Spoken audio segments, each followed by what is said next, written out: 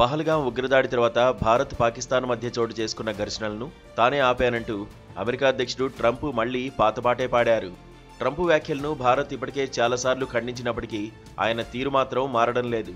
తాజాగా ఆపరేషన్ సింధూర్ సమయంలో తానే స్వయంగా భారత ప్రధాని మోదీకి ఫోన్ చేశానని తెలిపారు.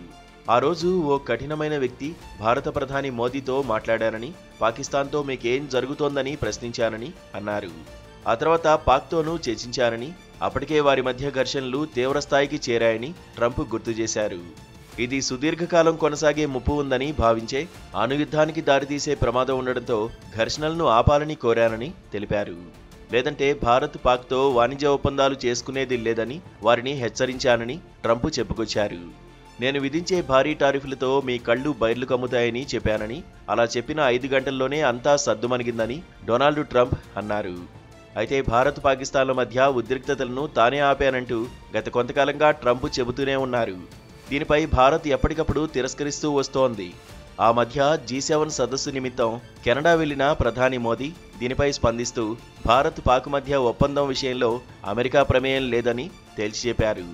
పహల్గాం, ఆపరేషన్ సింధూర్ పరిణామాల సమయంలో భారత్ అమెరికా మధ్య ఏ స్థాయిలోనూ వాణిజ్య ఒప్పందం గురించి చర్చలు జరగలేదని ప్రధాని మోదీ స్పష్టం చేశారు.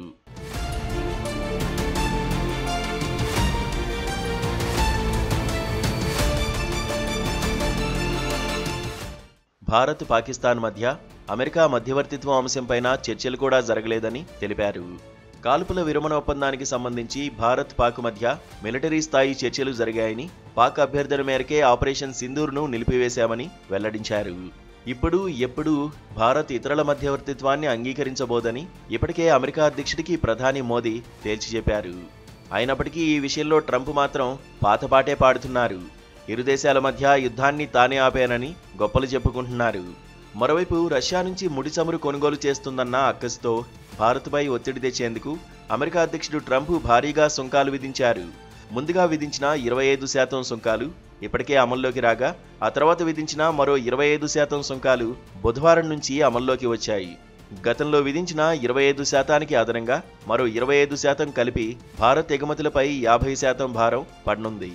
మన దేశం నుంచి ఎగుమతయ్యే $48 బిలియన్ వాణిజ్యంపై ఇది ప్రభావం చూపనుంది. సుంకాల అమలుపై అమెరికా హోలాండ్ భద్రతా విభాగం సోమవారం ముసాయిదా ఉత్తర్వులు జారీ చేసింది.